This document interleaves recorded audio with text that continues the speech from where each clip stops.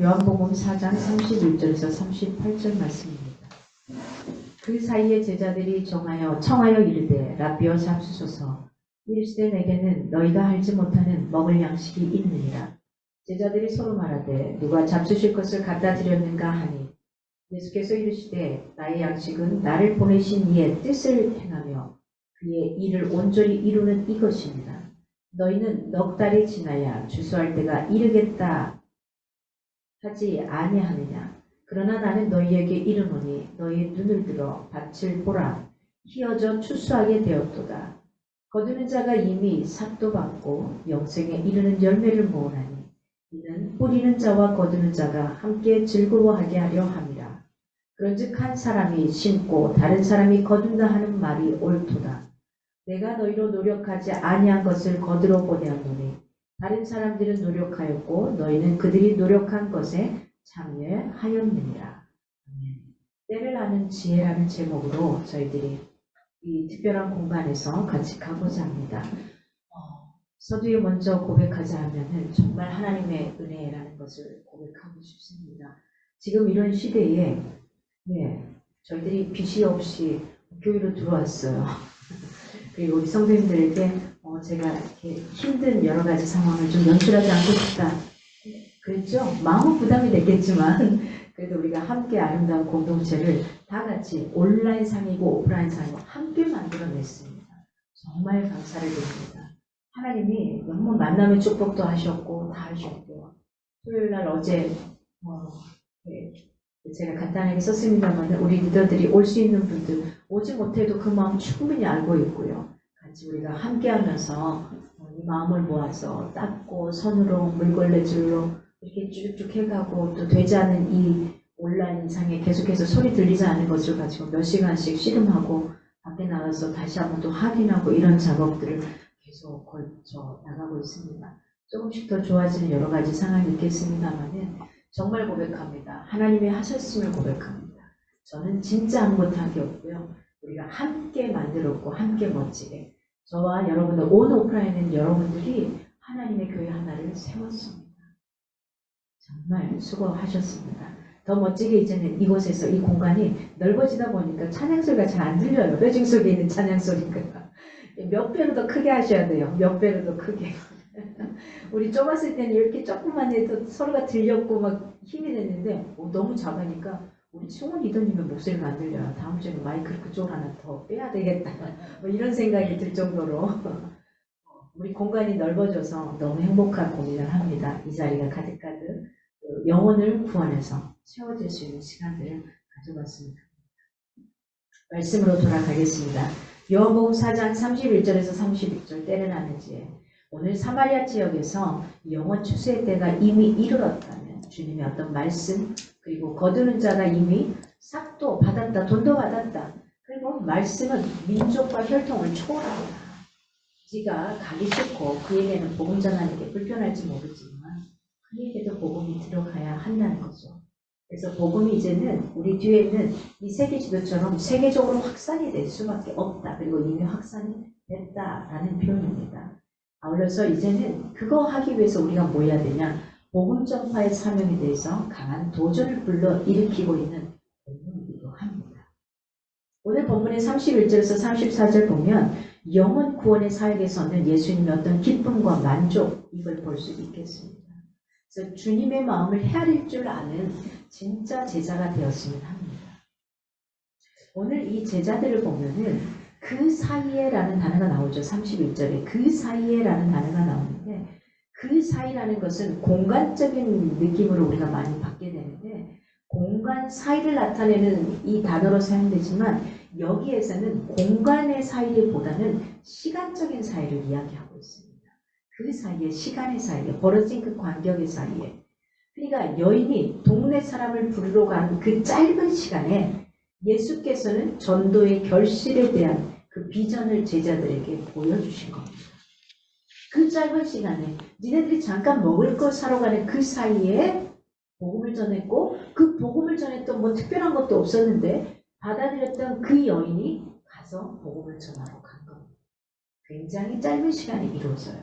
굉장히 수많은 기도와 영겁의 시간들이 필요했습니다만은 그 시간이 짧게 가져가는 걸 볼 수 있습니다. 그리고 제자들이 돌아옵니다. 먹을 걸 가지고 랍비여 잡수소서 경비하되라 합니다. 여인이 그 자리를 뜨자마자 예수님께 음식을 잡수도록 청합니다. 이 제자들은 주님의 마음을 과연 헤아렸을까? 이해했을까? 하는 겁니다. 지금 예수님에게 있어서는 육신의 배고픔도 중요하지만 이 육신의 양식도 중요하지만 사실은 어떤 게 더 중요했을까요? 현실적인 문제도 중요했지만 한 영혼을 전도하는 그 구원의 현장이 더 중요했던 겁니다. 그래서 이 제자들은 두 가지의 마음이 함께한 것 같아요. 예수님의 자기 스승의 이 스승이 배고플까봐 그 마음에 빨리 잡수소서 하는 이 마음도 있었고 또 그 마음에 또 어떤 것들 그러니까 우리가 하나님을 믿고 따라가는 데 있어서 이 두 가지 마음이 같이 가는 것 같아요. 근데 우리 기억합시다. 육신의 배고픔이 굉장히 중요합니다. 살아가는 데. 그러나 하나님이 우리에게 요청하신 것은 육신의 배고픔도 중요하지만 어떤 배고픔이요? 영혼의 목마른 그 영혼들의 배고픔을 채워주는 것. 이것이 우리에게 본질적으로 우선되어야 한다는 것. 이것을 헤아릴 수 있기를 바랍니다. 우리가 임의로 복음을 전할 수 있는 게 아닙니다. 다만 명령을 받은 일꾼들이라는 사실. 마지막에 주님이 이 땅을 떠나시면서 저와 여러분에게 이야기하셨죠. 이제는 너희가 땅 끝까지 이르러 복음을 증거하라고 명령형으로 이야기하시고 우리가 해야 될 역할은 복음을 전하는 것밖에 없어요. 그들의 육신의 배고픔을 채워줘야 되는 겁니다. 그러나 영혼의 목마름과 배고픔을 채워줘야 한다는 것, 이걸 놓치지 않았으면 좋겠습니다. 이제 선한길 교회가 온전하게 교회라는 형태의 이 이미지와 여러 가지 것을 가지고 왔습니다. 그리고 이 지역에 이 상가의 건물에 500명이 넘는 사람들이 살고 있는 이곳에 우리가 교회라는 형태로 처음으로 교회라는 건물이 들어와 앉았습니다.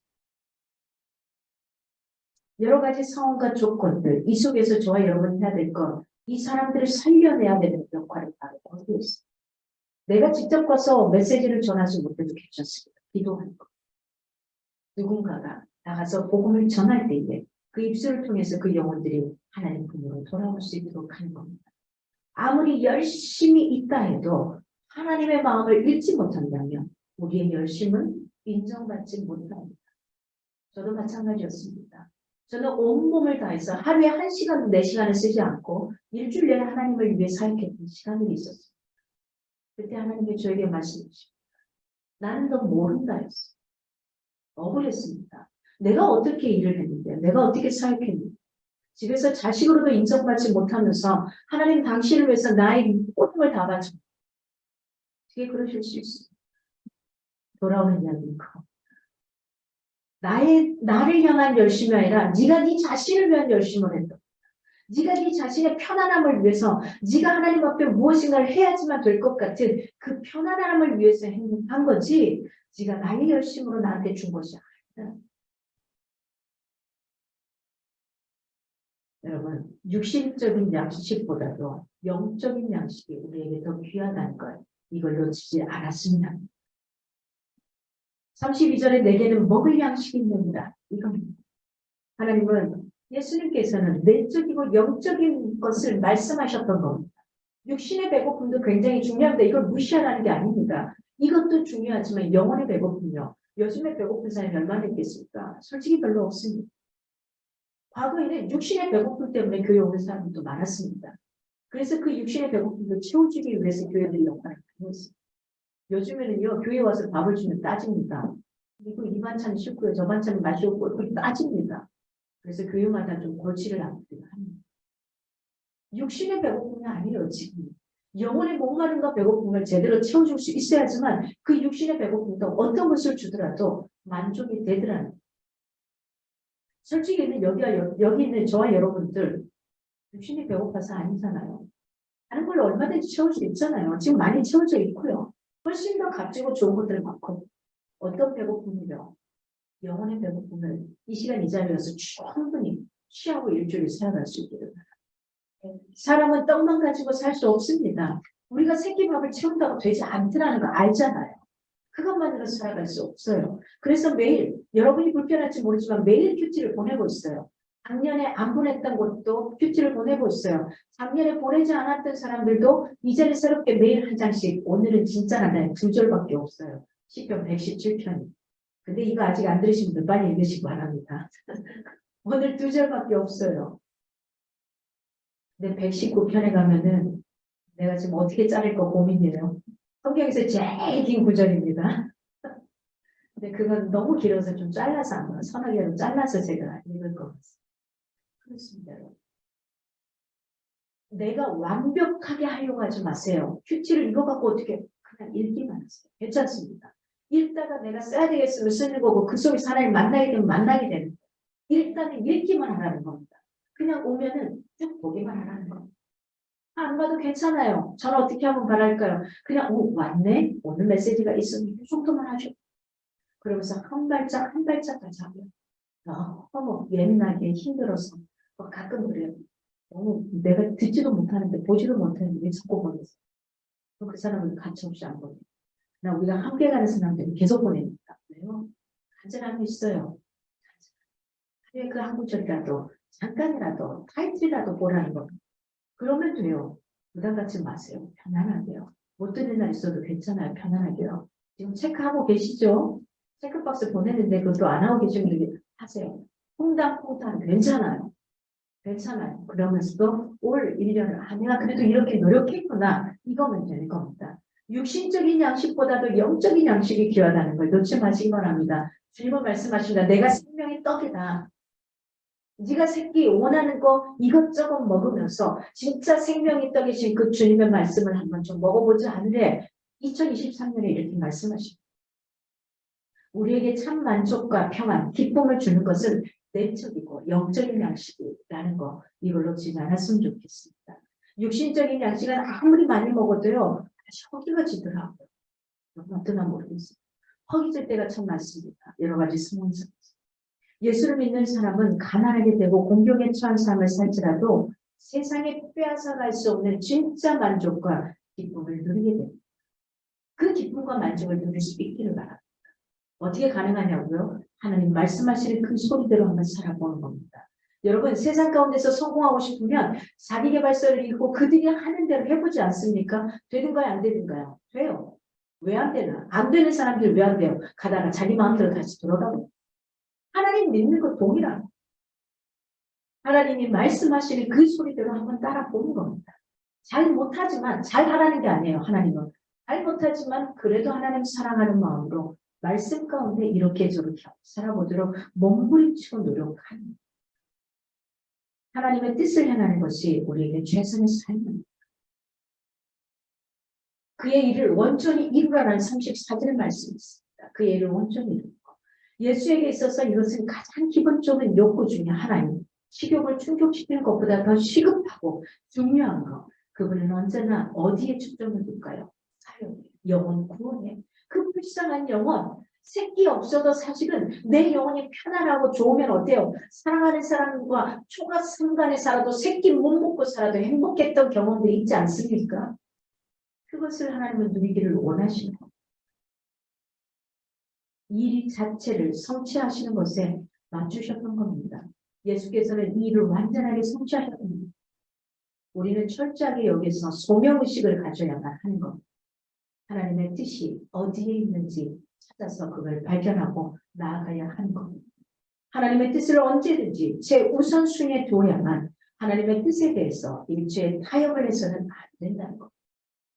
세상 사람들과는 타협합니다. 타협하십시오. 해야죠. 가장 좋은 방법으로 가야죠. 그러나 하나님의 일에 있어서는 타협이 없기를 바랍니다. 왜요? 이게 참 진리입니다. 만약에 하나님의 일과 다른 것을 타협한다는 것은 하나님을 진짜 참 진리로 인지하지 않고 있기 때문인 겁니다.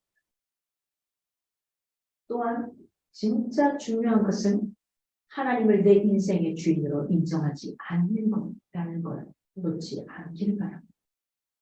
오늘 35절에서 38절 보니까 희어져 추수하게 된 밭의 비유를 말합니다. 때를 분별하는 지혜가 있어야 합니다. 그래야지 인생을 허비하지 않습니다. 그렇지 않으면 인생을 계속해서 빙글빙글 돌게 돼 있어요. 빙글빙글 돌 수밖에 없어요. 모르니까. 앞에 놔두고서 가운데 내가 가야 될 목적지를 두고서 그 옆만 계속 돌고 있을 때가 있어요. 저는 사실은 길지는 않는데 길집니다. 그래서 초행길은 반드시 1시간 전에, 2시간 전에 그 앞에 딱 놔두고서 그걸 못 찾고 볼 때가 굉장히 많아요. 그런 저를 알기 때문에 저는 미리 갈 수가 없어요. 그렇지 않기를 바랍니다. 가급적이면 돌지 않고 여러분이 생각하는 그 인생의 날 그곳으로 제대로 갈 수 있기를 바랍니다. 오늘 35절을 보니까 넉 달이 지나야 라는 말이 나옵니다. 일반적으로 사마리아 지역의 추수는요. 6월절이라는 이 절기가 끝난 후에 4월경에 이루어집니다. 그래서 이로부터 4개월 전이라고 한다 그러면 태양력으로 따지면 AD 27년 서서히 저물어가는 12월 중순경입니다.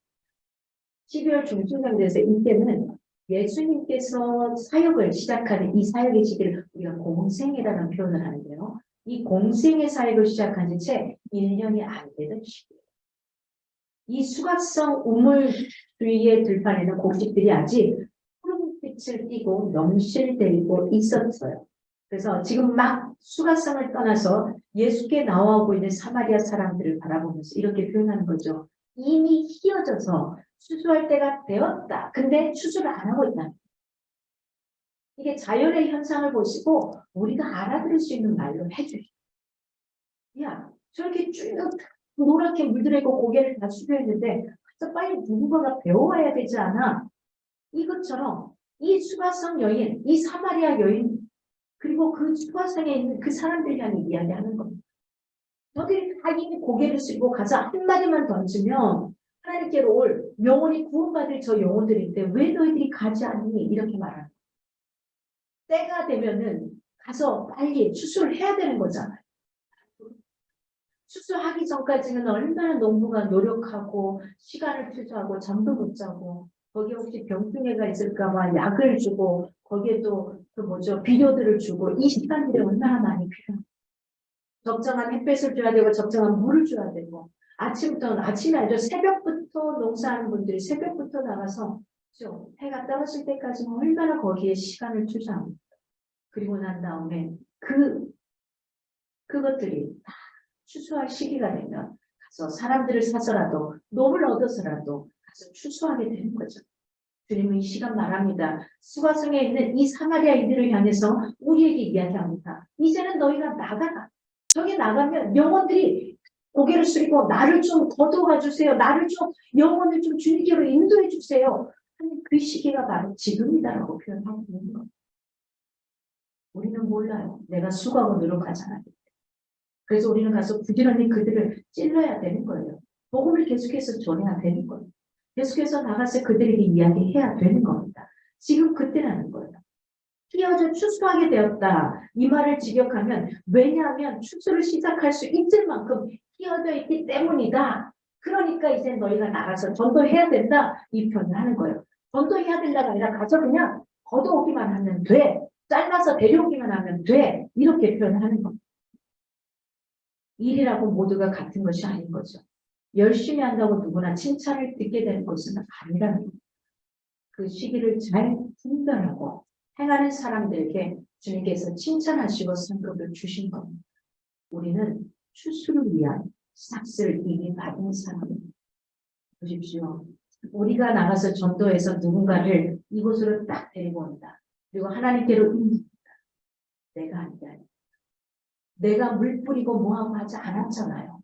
그 씨를 누가? 예수 그리스도가 성령 하나님께서 하신 거고요. 그 다음에 거기에다 물 주고 길러주고 나가고 자라게 하신 것도 내가 한 게 아니라 그분이 하신 거고요. 다만 우리는 뭐만 하는 거죠? 수확만 하는 거예요.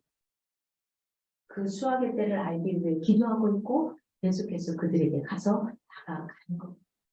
그 수확의 때가 그가 잘 익을 수 있도록 해 나가는 겁니다. 전도라는 것은 주님께서 심으신 것을 우리는 다만 추수만 하는 거예요. 그러니까 별로 어렵지 않겠죠. 그 추수의 때를 정확하게 알고 나갈 수 있으려면 기도해야 하는 것밖에 없어요. 그리고 잘 안 되면 계속해서 또 물을 주고 나가야죠. 그러면 그 영혼이 하나님께로 돌아오는 겁니다. 우리가 하는 거 별로 없어요. 용기만 조금 내면 돼요. 용기만. 힘을 내시면 됩니다. 우리의 구원이나 사역은 모두가 주님의 은혜에 근거한다는 것. 우리는 언제든지 부흥에 대한 기대와 관심을 가져야만 합니다. 그러나 우리 숫자적인 외적인 부흥이 아니라 나의 내면의 부흥이 먼저 일어나야 한다는 것 놓지 마시기 바랍니다. 내가 휘어져서 주님께서 원하시는 그러한 사람으로 살아가기 위해서는 어떻게 해야 합니까? 나에게 기름을 주고 나에게 양식을 주고 나에게 적절한 햇볕을 주고 나에게 적절한 비료를 줘야 한다. 그러기 위해서 매일 말씀의 때로는 필요하고요. 그러기 위해서 매일 어떤 것들이 하나님 앞에 가까이 가는 예배가 필요해요. 그러기 위해서 찬양이 필요하고요. 그러기 위해서 매일 10분 주님과 만나는 그 기도의 시간이 필요한 겁니다. 여러분 운전하시면서 직장을 다니시는 분들은 그 운전하는 그 시간 그때 10분만 하려면 기도하십시오. 눈 감고 기도하지 않아도 돼요. 무릎을 꿇고 기도하지 않아도 돼요. 그런 시간이 필요할 때는 그렇게 해야만 합니다. 그러나 그렇지 않다면 내가 가는 삶의 그 현장에서 그거 하시면 돼요. 그리고 여러분이 가는 그 운전하며 가는 그 시간에 말씀 들으세요. 그러면 됩니다. 어렵게 다른 시간 일부러 투자하라고 하지 않습니다. 그 시간을 구별하여 드리는 시간이 되는 거예요. 엄청나요. 과거에 저는 운전하고 날 때 그 시간에 막 통성이 기도해요. 그럼 뭐라 안 하잖아요. 산에 크게 틀어놓고 그냥 혼자 막 기도하면서 가요. 그냥 소리 내면서 가요. 누가 말하지 않잖아요. 내 안에 있으니까. 그 안에 있으니까. 어떨 때는 목적지에 도착했는데 집 앞에 도착했는데 제가 1시간이 넘어도 집에를 들어오지 않으니까 엄마가 한참 찬양 속에 기도 속에 빠져있는 누가 똑똑 두드려요. 물 들어갔더니 아니 도착한 소리가 들렸는데 안 들어왔어. 그런 순간이 우리에게 있어지길 바라요. 그 시간으로 투자하려고 하지 마세요. 그냥 여러분의 삶의 시간에 그냥 그 시간에 루틴으로 하나님을 만나는 시간을 잡아가시기 바랍니다. 그런 시간 가지세요. 제가 운전하기 싫어하는 그 시간에 책을 못 보기 때문이에요. 그 시간에 하나님과 또 기도하며 친밀하게 못 가기 때문이에요. 급박한 것은 책을 보다가도 책을 덮고 하나님 앞에 기도하며 묵상합니다. 그런 시간들이 우리에게 필요하기 때문입니다. 주님께서는 제자들에게 권위를 주셨어요. 그리고 세상 속으로 내어 보내셨어요.